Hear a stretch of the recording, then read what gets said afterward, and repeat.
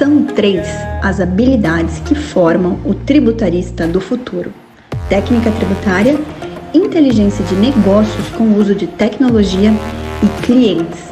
Aqui nesse podcast eu vou te mostrar onde deve estar o seu foco, pois quando você foca naquilo que você tem controle, os resultados vêm e duram a longo prazo. O fato é, o futuro já chegou. Ser um tributarista medíocre ou diamante? A escolha é sua. De fato, o tributário, para mim, ele é inebriante. Eu digo que tem doido para tudo, né? Tem gente que gosta, mas eu acho o tributário melhor. Eu digo assim, não tem negócio de Big Brother, não tem negócio de novela, não tem negócio de TikTok. Cara, tributário é emoção todo dia, tributário é exatamente a gente sair e transformar principalmente um conhecimento que eu diria a você rebuscado, né, para não falar palavras mais pesadas, mas principalmente transformar isso em oportunidade.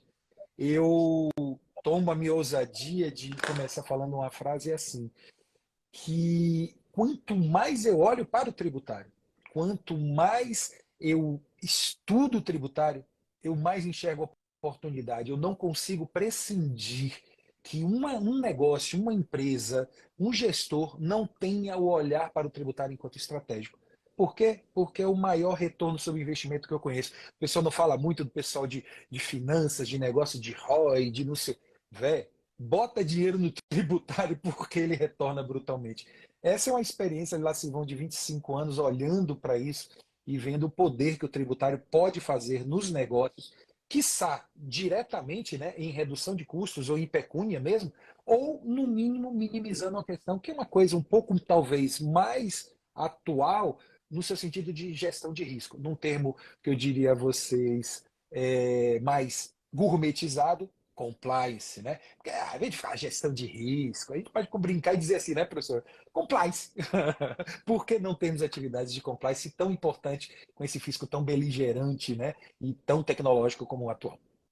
E para o pessoal que está chegando aqui, compliance tributário, vocês vão falar sempre muito desse termo, tá? Porque é por onde, na minha visão, por onde devemos começar qualquer trabalho dentro de uma empresa. Tá? Qualquer trabalho deve se iniciar a partir de uma investigação de conformidade tributária, porque compliance tributário nada mais é do que conformidade tributária, o que está dentro do nosso tema, que é consultoria. Né? Ele é um trabalho, não deixa de ser um trabalho consultivo. Né? Nós temos um importante trabalho consultivo, e eu chamo de, carinhosamente, né, eu chamo de abre alas do tributarista, o compliance tributário, porque para mim é muito claro isso, é o abre alas, é como a gente começa um trabalho dentro de uma empresa e a partir do compliance que a gente vai justamente identificar oportunidades e mapear os riscos, né, aqueles riscos que temos que, como profissionais, gerir.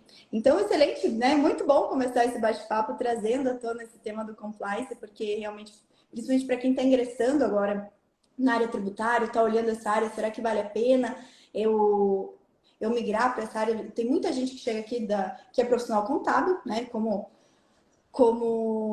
é a sua bagagem, a sua experiência acadêmica, né? Sua formação.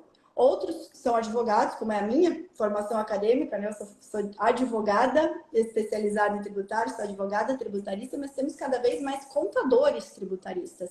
Como já temos administradores tributaristas, economistas tributaristas e outros profissionais que vêm de uma formação e olham, né, identificam na área tributária um grande campo de atuação.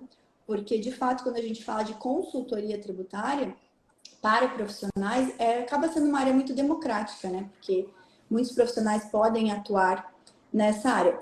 Mas, professor Edgar, voltando aqui para quem é da área contábil, né? Vamos focar hoje, falar um pouquinho para esse pessoal da área contábil, que muita gente chega até mim com dúvidas, né? Mas qual é a diferença? Mas eu vou atuar com o que exatamente dentro do tributário? Mas é a área fiscal? É fazer a parte fiscal das empresas? Não é? Então, na sua visão aí, como que a gente abre, né? A gente já sabe que o tributário, ele de fato tem muitas oportunidades, acho que é só abrir um jornal todos os dias, a gente já vê oportunidades aí na nossa frente. Cada vez mais as empresas precisam ter esse olhar estratégico para a sua área tributária, mas pensando nesse profissional, que olhou o tributário, quer ver se realmente vale a pena, e trazendo a sua experiência, qual que seria assim, o primeiro aconselhamento para dar para esse Se eu pessoal? vou resumir, eu diria assim: não fique parado. Você está obsoleto só de ficar parado. Eu começaria por essa afirmação. Nós estamos vivendo dentro do universo tributário, do universo contábil, e aí eu estaria sendo até leviano de ficar restringindo a essas duas áreas mais específicas os impactos das tecnologias. Vamos fazer com muito cuidado o uso da palavra, né, tecnologia. Nós estamos impactados, nós estamos aqui fazendo um bate-papo, pessoas aqui do Brasil inteiro interagindo, algumas não necessariamente ao vivo vão interagir depois, porque é exatamente a oportunização da proximidade que este conhecimento nos traz, né? Que essas tecnologias. O que ela provoca? Eu gosto muito de falar sobre uma ótica do que é o tributário, e você usou a palavra fiscal, eu achei muito legal, viu, Letícia? Porque ela tem uma coisa, se você pensar, perante o cipual tributário, perante o nosso manicômio tributário, né, que é o que se fez? Nós tínhamos que fazer o cálculo do imposto. Então, uma das principais atividades, uma atividade cativa, era o quantum a ser pago. E isso remunerou uma geração de profissionais. A própria, e eu falo do lado da contabilidade, e a própria insegurança da maluquice tributária levou também a um universo de advogados tributaristas, o quê? Na parte contenciosa, na discussão exatamente da verificação desse quantum a pagar. Eu ainda provoco mais. Os próprios auditores fiscais, numa quantidade numérica muito grande, também fazendo o que como principal trabalho? A conferência desse quantum a pagar. Então, vivemos um ecossistema construído em que ele viveu. Eu posso aqui, eu tenho mais ou menos 25 anos de uma carreira profissional, posso tomar liberdade que estudava e tem um contato com o tributário. Eu sou, esses cabelos brancos, viu, já me mostram meus 30 anos de carreira. E eu posso lhe afirmar que nesses 30 anos eu sempre vislumbrei esse ponto, vamos dizer, essa perspectiva. Vivemos uma nova era. Em que sentido de nova era? Na verdade, as coisas só se transformam como sempre se transformaram. Tecnologia. A palavra mágica, rastreabilidade, é talvez o grande tchan. Eu brinco, e aí, para não ficar só no tributário, né, para a gente poder, quem tiver também assim, de expandir, nós estamos tendo um impacto extremamente interessante, por exemplo, o pessoal de segurança do trabalho. Teve uma alteração de um layout que eles passam a exigir uma nova informação, né, que eles têm que fazer aqueles riscos, né, que é o PPP, tem que passar a mandar pessoalmente. E aí eu estava num debate recente, viu, Letícia, foi muito engraçado, porque o questionamento, eu perguntava assim, o que é que mudou da legislação? Nada. Mas como assim se mudou nada e está tendo que fazer mil coisas e o povo está no assanhamento? Mudou porque agora você é obrigado a informar. E a rastreabilidade. Antes era um papel, que na verdade poderia se passar 10 anos e nunca ter sido pedido. E você, no papel, ainda permitiria essa, vamos dizer, flexibilidade. Agora ou você manda ou você não manda. E mais do que isso, você assinando digitalmente, você se responsabiliza de forma plena jurídica por trás daquela informação, permitindo um novo tipo de risco. Preste atenção, o pessoal de segurança do trabalho, engenheiro de segurança do trabalho, o pessoal está arrupiado com essa perspectiva, que impacta as empresas, coisas mais recentes, que não mudou uma vírgula da legislação. Vamos voltar para o tributário. Esse tal do SPED, um senhor adolescente de 20 anos de idade, porque nós vamos remeter a 2003 nas primeiras obrigatoriedades. O que vem com esse uso da tecnologia? Ele, na verdade, está permitindo, através da rastreabilidade, uma previsibilidade ou um maior controle do cálculo. Na verdade, a conformidade, como você bem colocou, né, a palavra em tradução direta, né, da palavra compliance em português, é verificar se uma norma está sendo cumprida ou não. O que se mudou é potencialmente essa norma tomou outro patamar. Mas só que isso já avançou para um outro ponto. Né? E por que da necessidade dessa evolução de todos nós tributaristas? Hoje, o fisco está tendo possibilidade de enxergar diretamente o fato econômico. Aquele fato econômico, conforme previsão legal, faz a exigência de ocorrência de um fato gerador e a obrigação. O que caminhamos objetivamente para o fisco entregar o cálculo do imposto? Ele claramente dá em todas as sinalizações, nós temos estudos, nós temos projetos que estão em desenvolvimento, que levam ao fisco, em breve, esse quanto que pagou 30 anos de feijão, Letícia, e demais que estão nos assistindo, simplesmente passarem a ser feito pelo governo. O que muda por trás disso? Olha bem até agora a recente medida do governo, né, do novo ministro da Fazenda, quando ele cita, olha, qual é o programa? Eu quero diminuir os contenciosos, eu quero trazer mais tranquilidade, mais previsibilidade. E fato, né, o que precisamos é disso. Dentro dessa linha, quando o governo faz um cálculo, imagine aquele que viveu a vida inteira do cálculo tributário, aquele que viveu da auditoria do cálculo tributário. Até o contencioso, que está aí fortemente com as espontaneidades, tende a quê? Eu estou falando dos contenciosos do fight do dia a dia, não das grandes teses, de uma coisa um pouco mais profunda. Para onde vamos? Todos esses casos, sem exceção. Para vamos dizer, para um caminho tecnológico de maior previsibilidade, de maior segurança, que a sociedade, não é nós, queremos. Bom, acabou o tributarista? Não. Acabou aquele fazedor de cálculo. Acabou aquele conferidor de cálculo. Acabou aqueles autos de infração malucos. Que de fato não é um tributarista, né? O que faz o cálculo não é. E eu costumo brincar com o pessoal aqui, porque tem muita gente que tem. Para mim é uma dúvida bem básica. Né? Por isso que eu falei do fiscal e do tributário. É muito diferente o trabalho de apuração de tributos e entrega de obrigações tributárias, que é uma função com a sua importância. Não estou nem colocando em xeque nada aqui, querendo menosprezar ou mais prezar ninguém, mas são atribuições diferentes. Uma é a atribuição de quem faz apuração, está lá responsável por apurar, entregar as obrigações acessórias, e outra função é a função do tributarista, que é um trabalho que eu digo que é mais estratégico, porque é estratégico. Você precisa sabendo dessa base de apuração, você leva para uma estratégia, que é uma estratégia o quê? De verificar conformidade, de fazer uma gestão de tributos, de fazer um planejamento tributário, né? De entrar com uma tese, se for o caso, de identificar a possibilidade de uma tese. Então, são trabalhos diferentes que têm, assim, na essência, algo em comum, que é o tributo. Né? De uma forma geral, é essa. Aí que está o ponto. Se aquilo que foi que pagou o feijão, né, está virando uma commodity e, na verdade, não vai gerar mais valor, nos resta enxergarmos aonde está o valor. Bem, empresário gosta de pagar imposto, empresário ele vai continuar eternamente com uma dor. Eu sempre cito, tá? E eu gosto muito de falar que existem duas grandes dores ou macrodores. Nós estamos aqui, obviamente, puxando a sardinha para o tributário, que é a nossa praia. Mas também respeitemos o financeiro. O empresário sempre tem muita porrada no financeiro, muita besteira no financeiro. Deixemos o financeiro para outros e outra praia. Vamos voltar àquilo que é a minha paixão e a sua, e também acredito de todos que estão nos assistindo. Cara, o que tem de futuro? É você cuidar das dores dos empresários. E como é que eu cuido de dores? Exatamente cuidando de estratégia, cuidando de análise, trazendo informação. Existe uma... vem reforma tributária. Esquece. Qual é o melhor sistema tributário do mundo? Eu gosto muito de dizer isso. Qual é o melhor sistema tributário? Você acha que é o americano, é o japonês? Lá tem tributarista de elite. Eu gosto muito desse termo. Aquele cara que pega a legislação, que vai buscar. O planejamento tributário é uma coisa, uma atividade que ela vai se perdurar enquanto houver sociedade e, consequentemente, a necessidade de financiamento das atividades coletivas. E aqui eu estou falando, né, da etimologia, da construção da função tributária. Longe de querer ser um filósofo. Mas, na essência, enquanto houver sociedade, haverá uma forma de financiamento da atividade coletiva, e a forma mais usual dentro das sociedades modernas hoje é a tributação, né? Esse recolhimento da parte para o todo. Agora,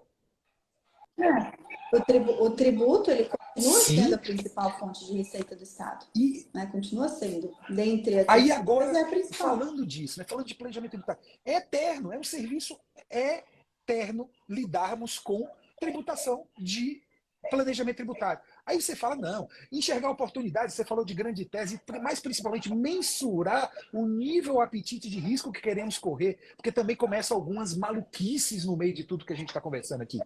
E aí que me doa, né? Que, graças a Deus, o professor Ives Gandra tem uma frase, viu, lá atrás, que me agrada. E ele fala, por favor, a ideia é essa, eu peço venha àqueles que eu diria a você, que eu não lembro se são literais, mas a ideia eu tenho certeza que é essa. Em que ele fala assim, aquele que se arvora da verdade absoluta no direito tributário, ou ele é um amador, né, ou ele é um temerário. O que ele quer dizer com isso? Não existe nunca uma verdade absoluta no tributário, mas existe oportunidades. O pessoal detesta pagar imposto e tem um rebanho de pessoas pagando imposto a mais do que deve.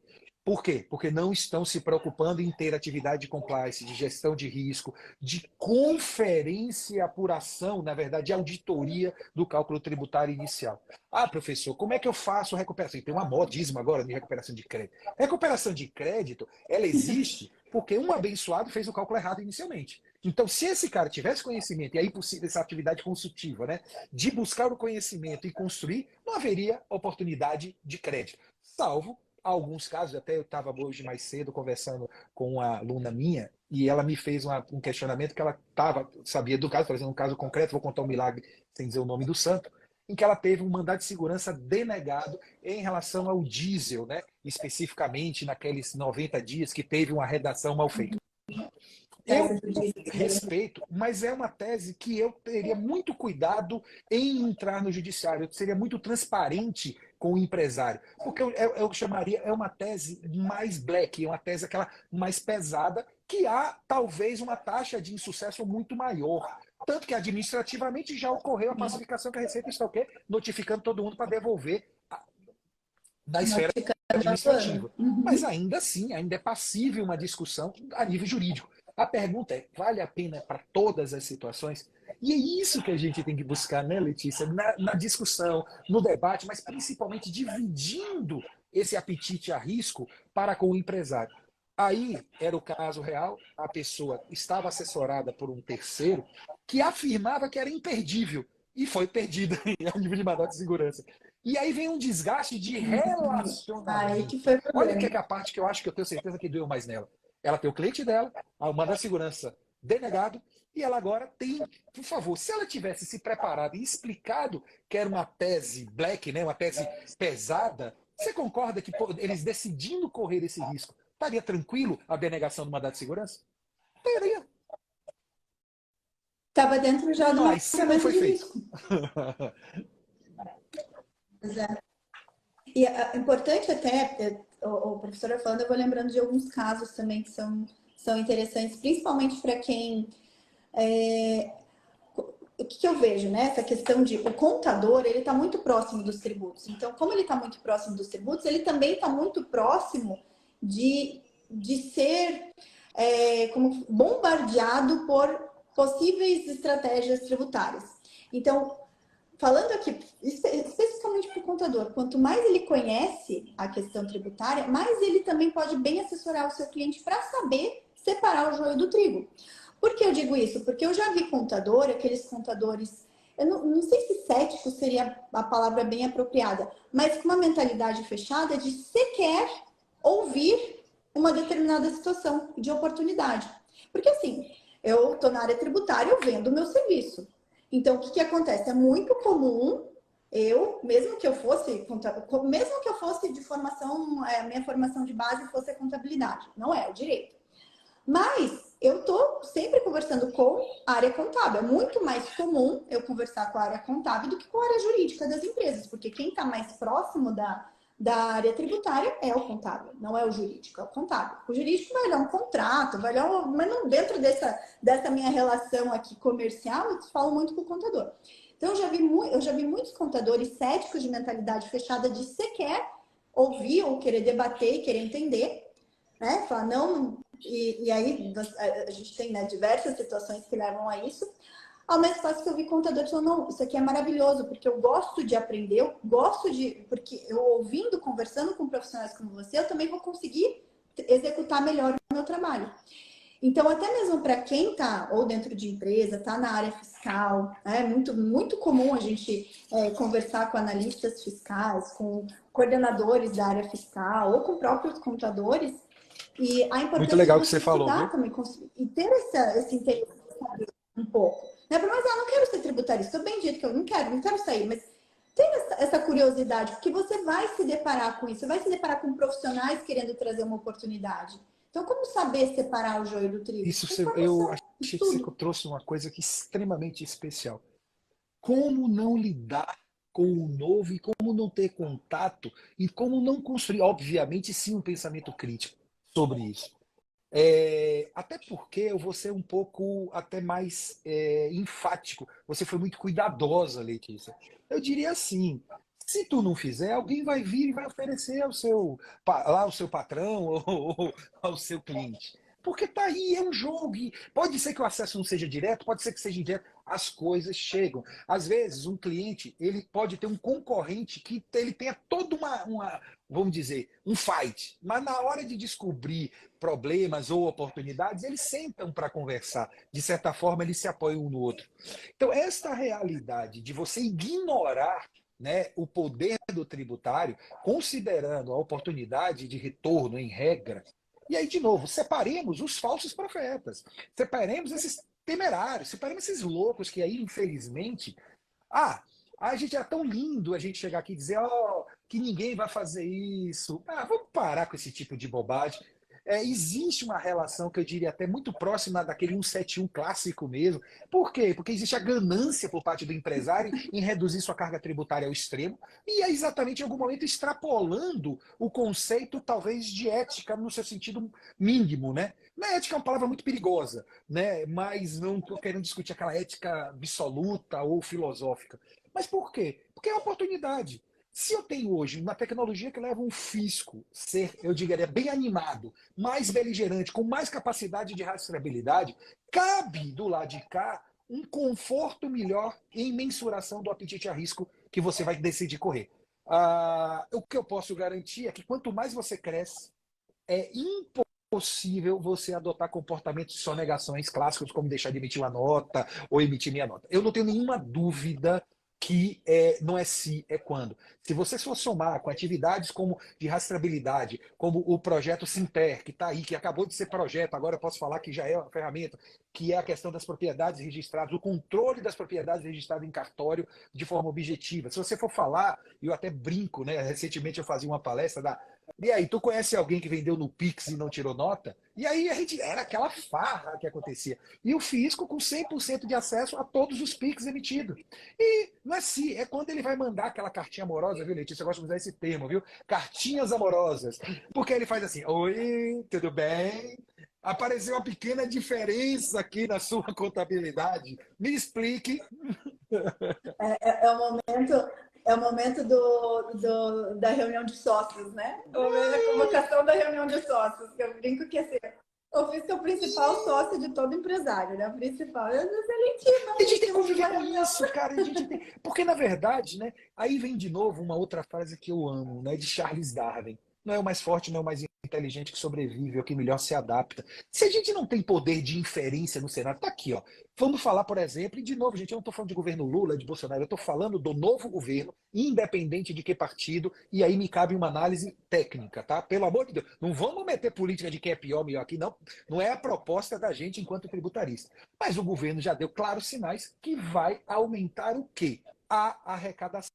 Porque ele vai aumentar as despesas, isso já está decidido que ele vai fazer por questões sociais e não sei o que, não importa, não estou fazendo um julgamento político, ele já decidiu que vai ter orçamento, aumento de despesa. E a correção, está claro isso, já todos os discursos é o quê? De duas maneiras, aumento da arrecadação. Como ele vai fazer? Sobre duas medidas, aumento de fiscalização, ele está adotando medidas em cima disso, e alterações de legislação, de alguma forma, levando a esse incremento de arrecadação. Alguns estados adotando um comportamento até, num primeiro momento, mais vergonhoso, de, por exemplo, diminuir benefícios fiscais, né? Que era uma característica até muito engraçada, porque você diminui. Não, eu não estou aumentando o imposto, eu estou diminuindo o benefício fiscal, mas indiretamente estarei. Mas agora até de uma forma muito mais, eu diria, enfática. Por exemplo, estados como o do Amazonas, eu estou citando só um exemplo, gente, os meus queridos colegas do Amazonas, porque também temos exemplos de diversos outros estados, né? Aumentou a alíquota média de 18% para 20%. Né? E vários outros estados assim também encaminharam. Aumento literal do valor do imposto. Agora, uma medida que, de fato, até eu concordo no seu sentido teórico, então, como um estudioso, que foi a questão da exclusão do ICMS da base de cálculo dos créditos do PIS e COFINS. Né? Que, para mim, é dentro de uma via, de novo, eu estou colocando uma posição acadêmica, minha pessoal, que eu entendo, se havia a lógica da exclusão pela saída, não fazia sentido doutrinário. Claro que podemos discutir teses, né? Que isso já é outra conversa. Mas, no seu sentido doutrinário clássico, não faz sentido. Se eu não tenho ou não uso na base de cálculo para efeito do cálculo, eu também não faria para efeito do crédito. O que pode se haver é uma má redação, o que pode se haver uma discussão, né? E isso é uma outra coisa. Agora, para mim, ficou um pouco objetivo. Mas o que, que eu faço? Se eu diminuo os créditos do PIS e COFINS, a conta, né, e é uma estimativa, e aqui a gente só pode falar de estimativa, são 30 bilhões a mais de arrecadação somente com essa medida provisória. Olha bem, Um pequeno medida provisória, uma Uhum. norma infraconstitucional que, quando eu falo medida provisória, vai ser, dificilmente vai deixar de passar, né? Pela característica atual, a gente tem percebido que não vai deixar de passar no Congresso e se tornar lei. Uma lei é capaz de trazer 30 bilhões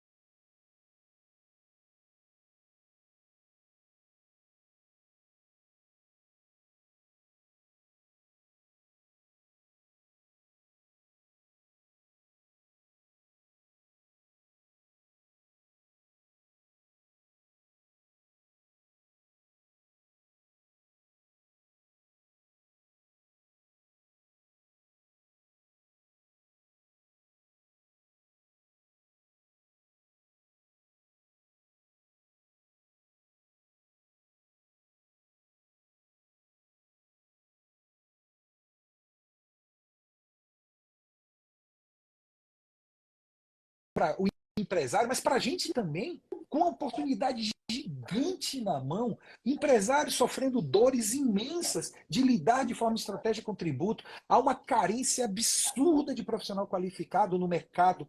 Olha, eu afirmo aqui a vocês e coloco a minha carreira profissional para essa afirmação.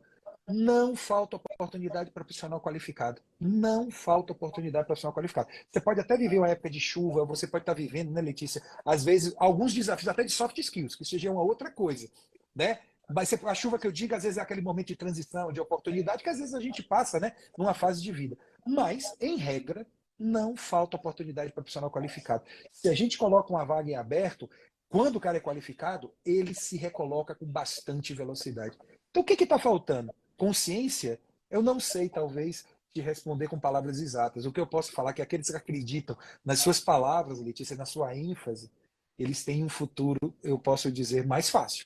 Para não dizer próspero, né? Porque também envolveria alguns outros fatores pessoais. E vamos pensar assim, pegar uma linha mais de empreendedorismo, né? Para o contador, pô, vale a pena eu investir em consultoria tributária, investir, né, em ter uma área dentro do meu negócio contábil focada na área tributária, não na área fiscal, vamos deixar bem separado, não estou falando da área tributária, né, consultoria estratégica, né, não fiscal. Vale a pena? É a mesma coisa que você perguntar para o escritório de advocacia, vale a pena ter uma área de direito tributário dentro do seu escritório? Vale a pena? É tudo questão de quanto que você quer agregar de valor ao seu negócio. Agora vai ter gente que vai querer, como, por exemplo, tem gente que quer só fazer o tributário, não quer ter um negócio que tenha várias áreas, não quer ter uma contabilidade, uma consultoria tributária, tudo bem. Mas tem gente, não, já tem um negócio contábil consolidado, agrega valor nele. Perfeito. Agrega valor, capacita a gente, traz gente boa, oferece isso como um valor a mais para o seu cliente, mas agregue valor para o seu cliente, né? Que é uma outra dor, que deve chegar para você. Ai, mas eu já faço a contabilidade, se eu for vender o tributário, o cliente não vai querer me pagar mais. Erro seu. Ai, gente, isso é tão triste. Né? Erro seu, estratégico seu. Eu diria, né, que, claro, o conhecimento é o produto, vamos colocar assim, né? Tal qual fazendo uma analogia com a mercadoria, é aquilo que você vai colocar na prateleira para que as pessoas comprem. Se você não tem um produto de qualidade, eu não vou nem entrar no mérito. E produto na nossa área é conhecimento. Ponto. Claro que junto com o produto tem que vir estratégia de marketing, tem que vir tal. E aí já é uma outra coisa. Como é que eu vendo? Olha a pergunta. Sim, tem que ver gestão, né? Tem que ver processo, tem que ver sistema de acompanhamento. Como é que eu vendo um produto tributário para um cliente? Cara, tem um termo, inclusive, do marketing, né? Isso é cross-sell, papai. Olha, eu vou usar meus ingleses aqui, meu doutor. Porque, na verdade, é um pouco disso. Quer dizer, existem técnicas que você tem como estudar ou contratar alguém que traga esse conhecimento para você, que é uma técnica de como vender na própria base de clientes. É o que você... Inclusive, melhor coisa, você gera valor a longo prazo. Você aumentar o chamado ticket, né, do negócio. Então, por favor, a gente, em vez de ficar reclamando, a gente tem que olhar para a oportunidade que está por trás disso. Talvez o mais difícil, eu diria, é a questão da construção do produto. A gente acabou aqui passando de uma forma rápida, mas, por exemplo, você citou, eu acabei citando também no outro momento, quando a gente fala do pessoal, por exemplo, recuperação de crédito, uns loucos aí, porque fazer recuperação de crédito precisa de conhecimento. Dependendo do nível, por exemplo, de fazer recuperação de crédito de substituição tributária, você tem que ter a nível de item. Monofásico, o que é monofásico? O cadastro de produto necessariamente não está correto. Será que está devidamente, o cadastro tributário identifica corretamente os produtos monofásicos? Então, aí não adianta eu pegar um relatório de um sistema e jogar. Eu preciso, pelo menos por amostragem, verificar se a base ela é correta. Isso é um serviço que é um pouco chato. Por quê? Porque é um serviço de intelecto, de individualidade e, de certa forma, um serviço consultivo. Porque você precisa da base do conhecimento. Bom, o que a galera faz? Muito fácil. Letícia, eu vou falar uma coisa até que me entristece. Mas eu já assistindo mini cursos que estão aí na internet, uma pessoa fala assim, eu vou mandar uma planilha para você, em que se você é do restaurante, colocando alíquotas percentuais fixos por atividade para pedir recuperação de crédito. Aí eu pergunto, um restaurante, me atendo mais especificamente a esse ponto, o mix de produto dela é idêntico? Você vende mais bebida, consequentemente mais ST ou mais comida. Não é, não existe. E você cadastra da mesma forma? Porque a gente vê restaurante, Isso. o grande problema está no Então, cadastro quer dos dizer, aí itens. vem um doido e me dá uma planilha que dizer recolha 30%, sei lá, 32% se for restaurante. Ah, se for farmácia, para, cara. E se a farmácia tiver um mix de produtos que não sejam ligados a remédio, seja aqueles outros produtos, né, que a gente chama não éticos, que tem uma característica de não serem monofácicos, que hoje, né, grande parte de muitas farmácias no país, elas deixaram de ser farmácias, quais são quase mini mercados, né, considerando sua variedade de produtos. E as pessoas estão desconsiderando essa construção de um mix. E aí depois vem uma fiscalização, especialmente no Simples Nacional, né, que o recolhimento ele é muito imediato, porque você consegue um ressarcimento em pequeno valor. Aí vem na tabela uma multa de 150%, porque na verdade houve o quê? Uma fraude, porque você já recebeu e fez uso do crédito, né? Consequentemente recebeu em pecúnia. Gente, e se não for isso? E se você tomar um processo administrativo, judicial e fazer uma responsabilização por trás de um ato que você só não está, de novo, medindo e tendo um cuidado da seriedade? Uma coisa que é gigante de oportunidade, e eu posso falar da minha história, né? Toda baseada no poder do conhecimento, toda e tudo que eu sou vem exatamente de se esforçar pelo conhecimento. Como é que eu não vou dizer que isso não é gigante oportunidade? É a Teresa seria leviano com a minha própria história, inclusive. É verdade. E uma coisa que o pessoal também, pegando até esse caso peculiar, né, de falar, vamos pensar que franquia de alimentação. Então, toda franquia de alimentação, 10% dos itens é monofásico. Porque uma coisa que a gente trabalha, eu falo assim da nossa prática, né? Uma coisa é a gente identificar uma possível oportunidade. Então, às vezes eu pego um Não, cálculo mesmo. Assim, ó, não. normalmente, franquia Isso é uma 10% é tese. monofásico. Então, eu vou fazer um cálculo diagnóstico para ver se vale a pena eu ir lá em cima, vale a pena eu rodar o trabalho completo. Então, só para a gente separar. Então, às vezes, uma coisa é o trabalho de diagnóstico para Não. identificar se vale a pena Isso. trazer aquele cliente para sua carteira. Outra coisa é você querer falar que Aí aquilo ali você. é regra Isso. para todo mundo. Né? É regra para todo mundo, 10% vamos ali arrumar todo, retificar todos os PGDAs dos Não, aí restaurantes. é perfeito. Fazendo Então, analogia, né, com aquela discussão então que da redução financeira do PIS e COFINS, da cálculo de 2%, que ficou aprovado para o dia 1º, o dia 2 foi revogado. Tem uma noventena. A gente tem se deparando, e existe, obviamente, um cálculo pronto para você bater o olho na empresa e dizer, olha, isso aqui é tão pequeno, vai mexer com essa tese para você, não faz sentido você mexer com essa tese. O custo.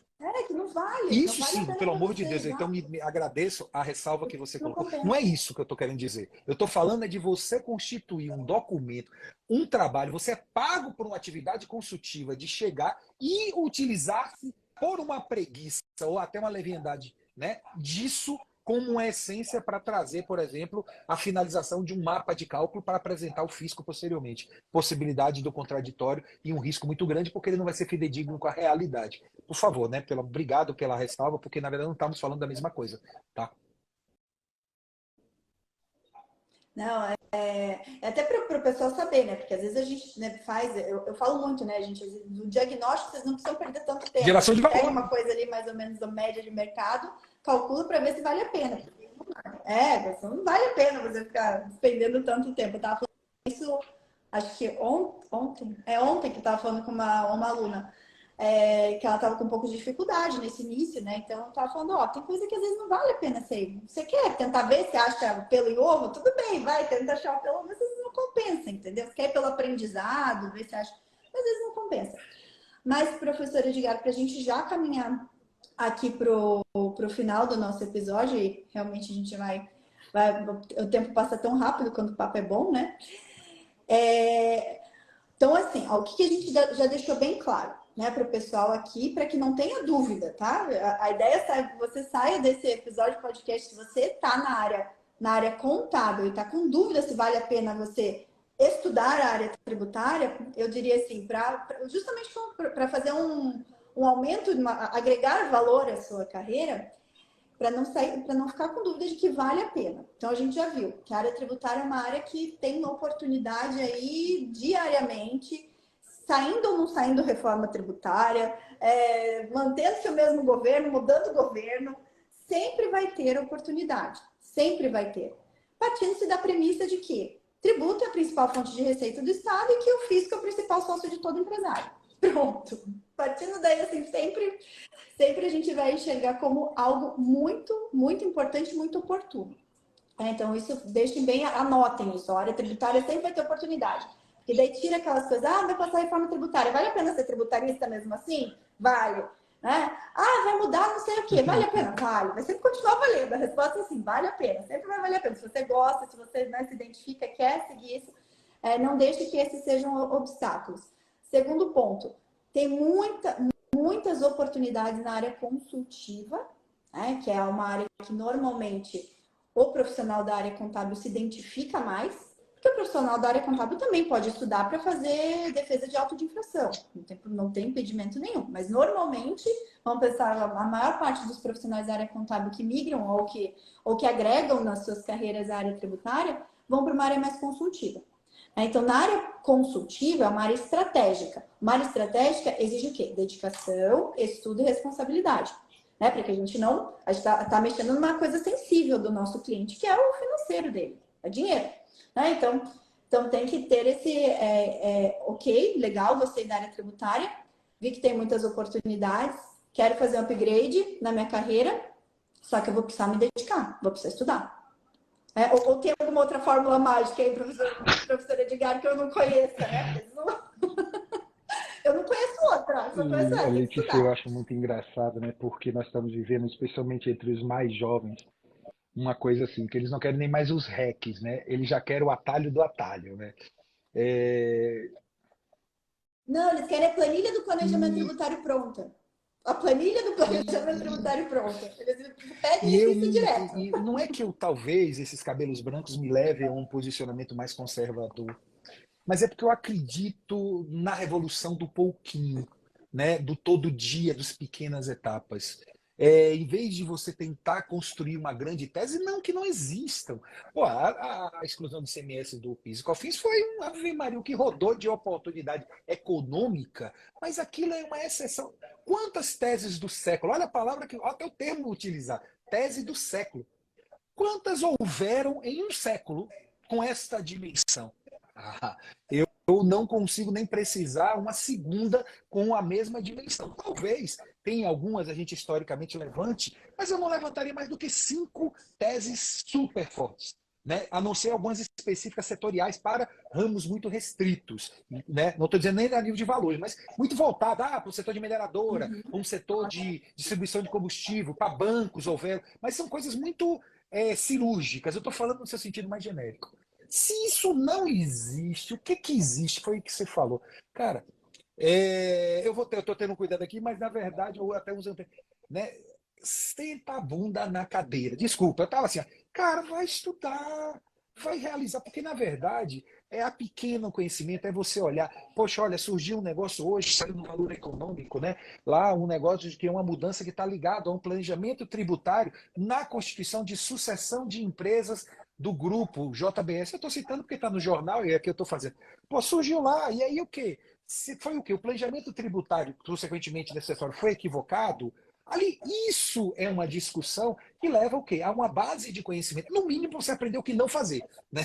Na pior hipótese, né? Na pior hipótese, você vai descobrir, olha, eu não deveria, como eu poderia ter melhorado essa oportunidade? Eu não conheço nenhum outro caminho que não seja esse embeber-se diariamente, porque aquele que volta a bater muito nessa tecla, a verdade que eu tenho hoje, ela se extingue ou ela se modifica a partir do momento que eu tenha contato com uma outra ideia e que me surpreenda e me faça olhar diferente sobre aquilo.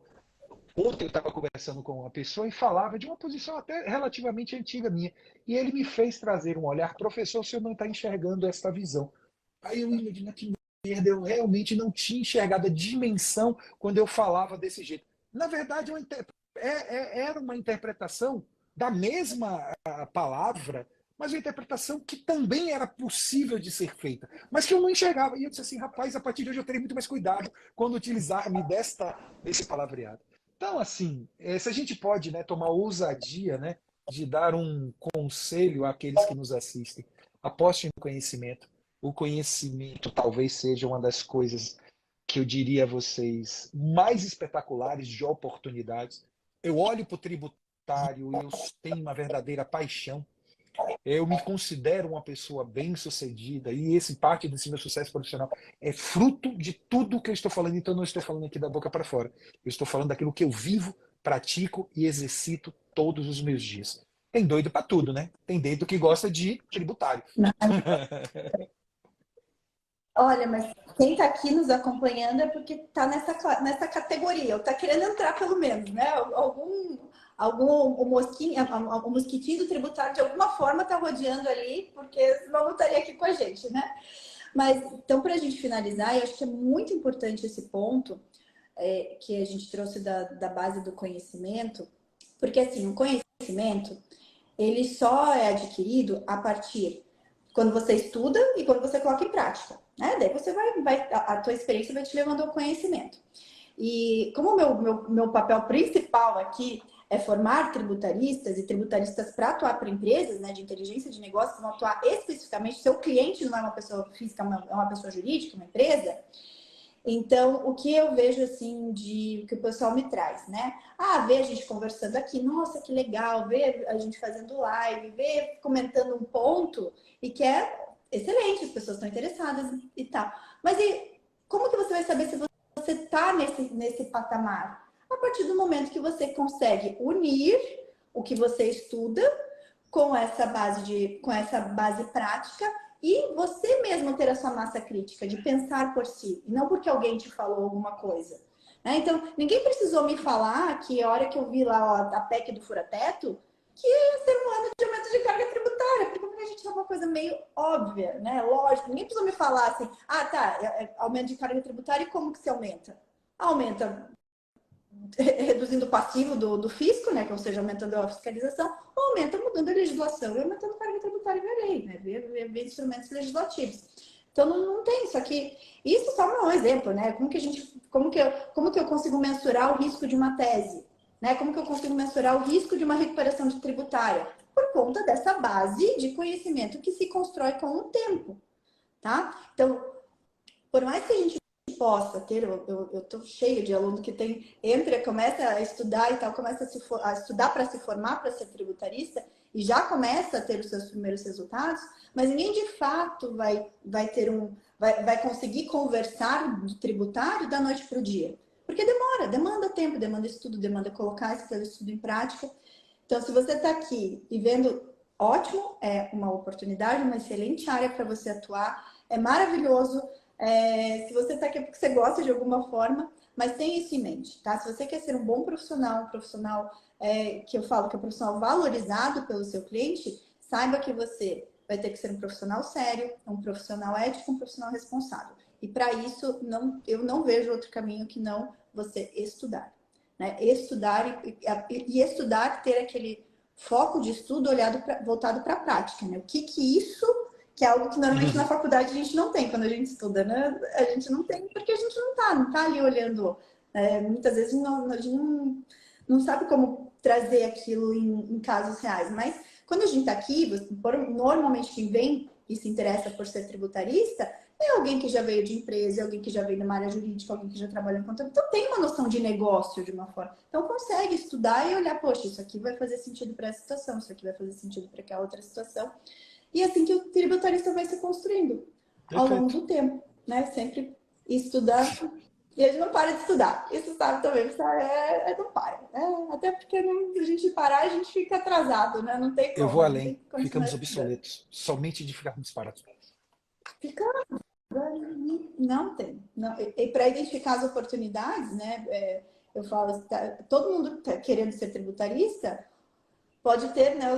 Os nossos propósitos, quero contribuir com o desenvolvimento econômico, quero ajudar empresas, quero contribuir com uma tributação mais justa. Mas no final das contas, a gente quer o quê? Pagar nossas contas e realizar nossos sonhos, né? Se a gente está investindo numa profissão, é para isso, pagar nossas contas, realizar os nossos sonhos, e daqueles que estão próximos, a gente quer ter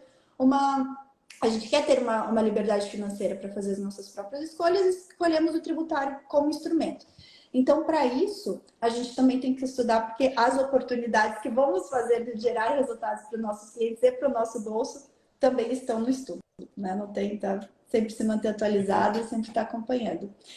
E agora, professor Edgar, para a gente nossa derradeira aí, eu quero que o professor fale um pouquinho mais como que o pessoal que não está conhecendo o professor pela primeira vez, eventualmente sempre tem, né? Aqueles que estão conhecendo pela primeira vez, como que pode te encontrar, aprender mais, né? Ter mais acesso Da aos seus gentileza sua. conteúdos, aos seus treinamentos. Então, eu sei que precisa ter muito treinamento, tem MBA, tem muita... Então, coloca aí para quem Gentileza quiser saber sua, mais, professor né, me Edgar dar esse Madruga. espaço e obrigado, mais de mais nada. Mas entra aí no Prof, né? Estamos aqui junto, Prof. Portugal. Me segue lá, a gente está sempre divulgando. A gente tem um MBA em Contabilidade, Compliance e Direito Tributário, com alguma jornada de conhecimento aí de alguns alunos, especialmente voltado, né, essa área contábil e tributária. Assim vão mais de 250 turmas ao longo de 10 anos. É uma honra, né? Quem quiser, mas assim, me segue, como eu falo, vamos aqui nas redes sociais, eu estou aqui, estou no LinkedIn, e o que eu puder de alguma forma contribuir no dia a dia, gerando esse conhecimento e esses aspectos. Assim, hoje de manhã eu já estava fazendo uma live, agora eu estou tendo essa honra junto com você. Aí hoje de noite eu tenho aula privada, amanhã, então assim, é esse potencial de dividir conhecimento, de aprender, de ver olhares, é tão forte, é tão especial.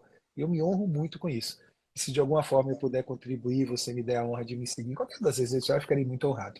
E agradeço especialmente a você, Letícia. É muito generoso de sua parte, a sua generosidade de me convidar, a sua generosidade de me deixar entrar em sua casa para as pessoas também que te seguem e que você, né, o trabalho, eu já tive a oportunidade de ter bastante contato com o IBPT e sei da histórica, né, realidade que vocês constroem, exatamente fazendo uma provocação que eu entendo muito forte, quando você citou de estudos, porque na verdade a discussão de carga tributária ela praticamente virou um sinônimo do poder do que vocês, né, construíram ao longo dessa história. São dignos de parabéns e dignos de honra acima de tudo. Imagina, gentileza sua também. Para mim é uma honra recebê-la aqui. É, eu acho que assim, a melhor coisa de poder ser a hostess de um podcast é porque a gente aprende tanto, né? Tem com tantos convidados maravilhosos. Então, para mim, é sempre uma honra. E fica aí, todos ficam intimados a seguir o professor Edgar Madruga. Quem colocar ali Edgar Madruga no Google também vai achar o site, tudo que o professor faz. É um trabalho incrível também. Parabéns, professor Edgar. E será sempre muito bem-vindo aqui. Espero recebê-lo no podcast em outras oportunidades para debatermos outros temas, porque, como já dissemos, né, essa nossa área tributária é imensa e tem muita coisa para a gente falar. E para quem também eventualmente não me segue nas redes sociais, tá? Chegou aqui, caiu de paraquedas no podcast, me siga lá no Tributarista do Futuro, siga a BPT Educação para ver os nossos treinamentos, bpt.educação, nosso canal no YouTube também, BPT Educação.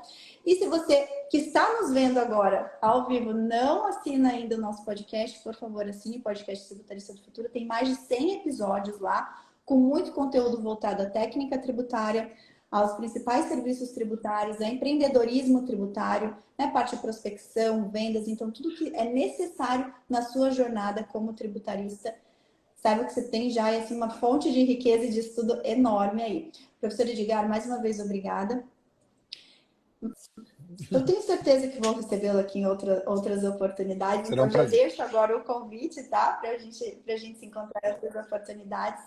E a todos que ficaram aqui com a gente, muito obrigada. E nos vemos no próximo episódio do podcast. Tchau, tchau, tchau, professor.